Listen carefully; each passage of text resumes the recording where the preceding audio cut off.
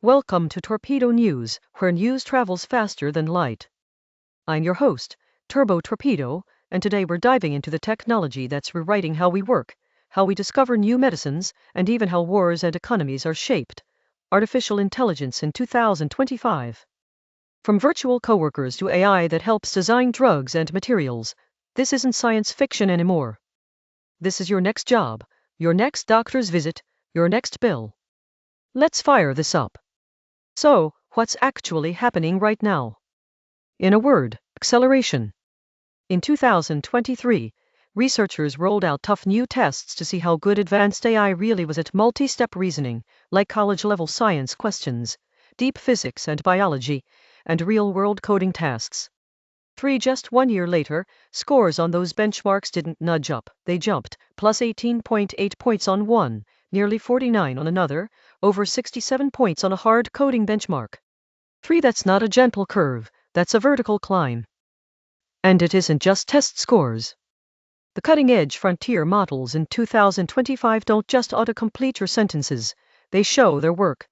Systems like OpenAI's O1-style models are being built specifically to reason step by step, walking through complex problems in math, law, science, and programming in a way that feels closer to how a very fast, very meticulous human expert would think. They can unpack dense legal contracts, trace bugs through massive code bases, or explain a tricky biological mechanism, all by chaining together many sub-steps instead of throwing out a single guess. What supercharges this moment, though, is that AI is shifting from being a tool you consult to something woven into everything you do. Microsoft puts it bluntly.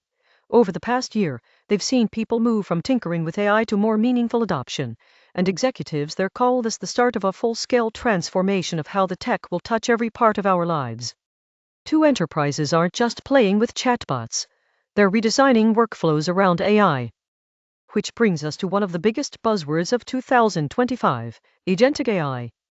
Think of this as AI that doesn't just answer questions, it takes initiative.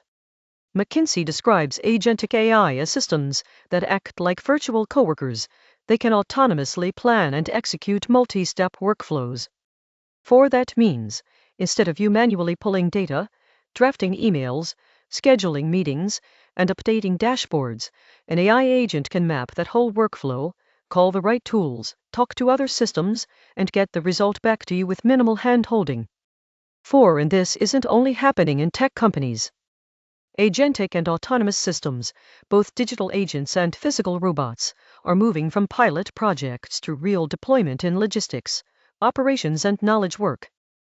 Picture AI agents coordinating last-mile deliveries, rerouting trucks around storms in real time, or digital operations assistants monitoring sensor data from a factory, and only escalating to humans when something truly odd happens.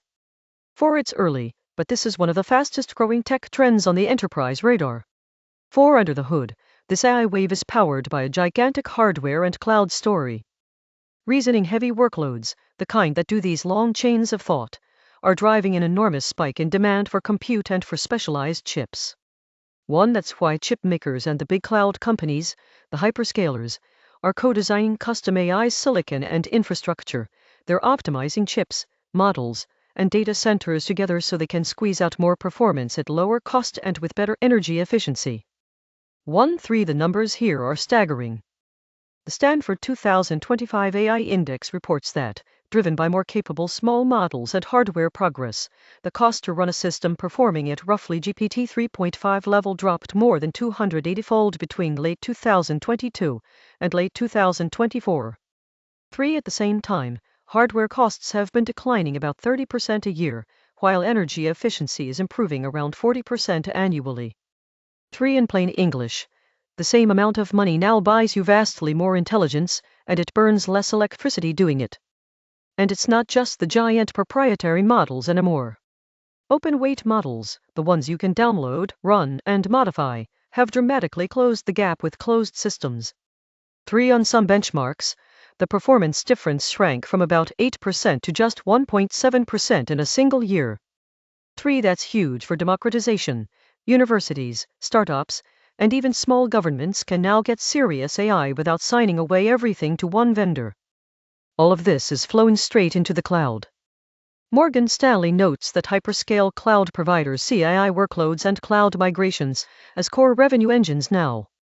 Enterprises are embedding AI into their central business processes, not just side projects, to cut costs and boost productivity. And from Microsoft's vantage point, AI is becoming an integral part of work and home life. Agents with more autonomy, better memory, and stronger reasoning that sit inside your productivity tools, customer platforms, and even your household apps.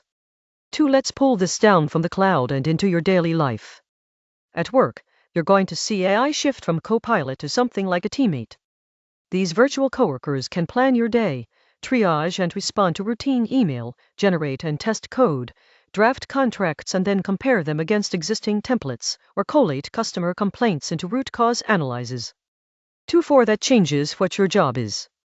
The value moves away from memorizing procedures and toward overseeing systems, asking the right questions, setting constraints, and bringing domain judgment to what the AI proposes. At the same time, organizations are demanding fine-grained control. Within tools like Microsoft 365 Copilot, admins can now tune what content is allowed, set guardrails for workplace norms, and align AI behavior with compliance requirements.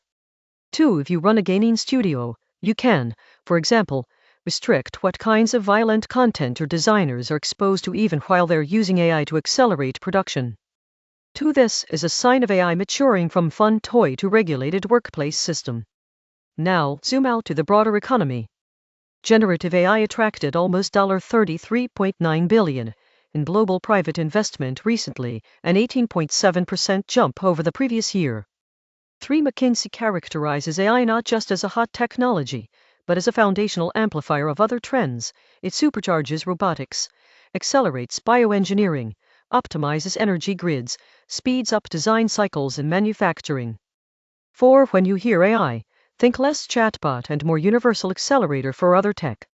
This is exactly why AI is reshaping scientific research. Microsoft's research arm, for example, unveiled an AI-driven biomolecular simulation method known as AI2BMD, which dramatically speeds up how scientists explore protein dynamics. That matters because protein dynamics underlie how drugs interact with the body.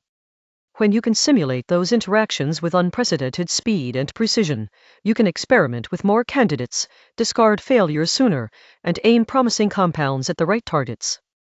Researchers expect this kind of AI to have measurable impact on throughput in biomedical science, sustainable materials, and drug development. Meanwhile, AI is also increasingly woven into how we respond to emergencies and manage infrastructure.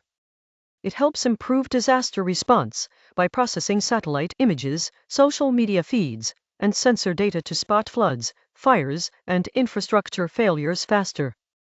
In logistics, it routes trucks, ships, and planes to reduce waste and delays. In cybersecurity, it sifts through massive streams of network data to flag anomalies and potential intrusions in real time. You might never see this directly, but it shows up as fewer empty shelves, quicker disaster relief, and fewer major hacks. Of course, as the power spreads, so do the stakes. AI chips, cloud infrastructure, and those top-tier frontier models are now considered strategic assets in geopolitics. They influence export controls, trade policies, and alliances. 6 countries are racing not just to own the best models, but to secure the supply chains for the chips and data centers that make those models possible. Reports like Stanford's AI Index and the State of AI Report 2025 document how quickly capabilities are growing, how much money is flowing in, and how intense the policy and safety debates have become.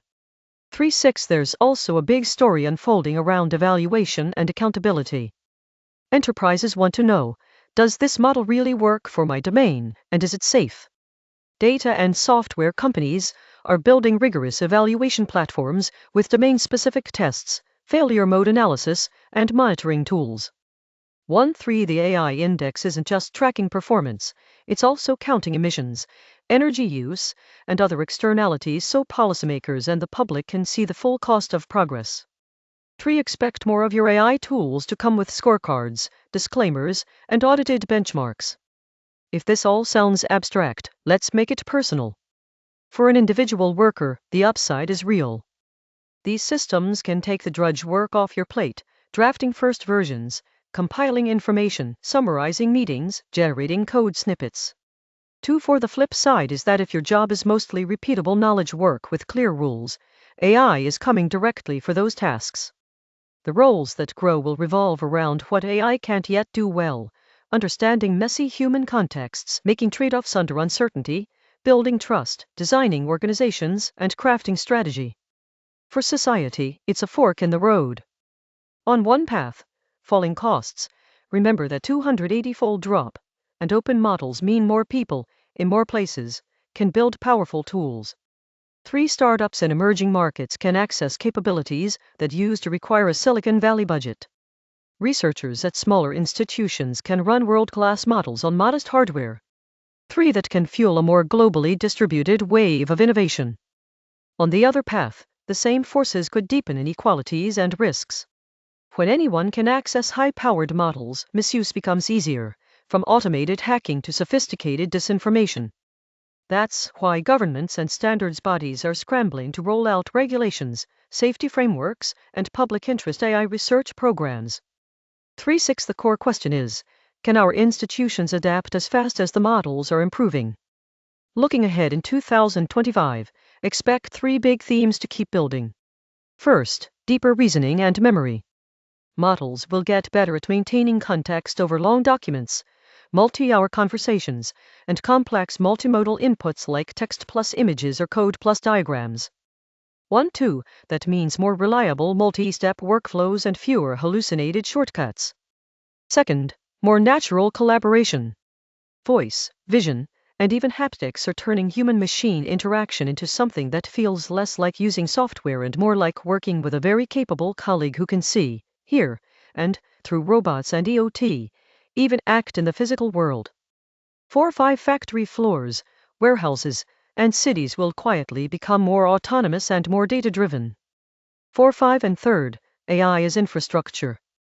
Just like electricity or the internet, AI will fade into the background of most products and services. You'll notice it less as a feature and more as an assumption. Of course the app summarizes, of course the system predicts, of course the tool adapts to you. That's when the real questions shift from can we build this? To should we, and under what rules?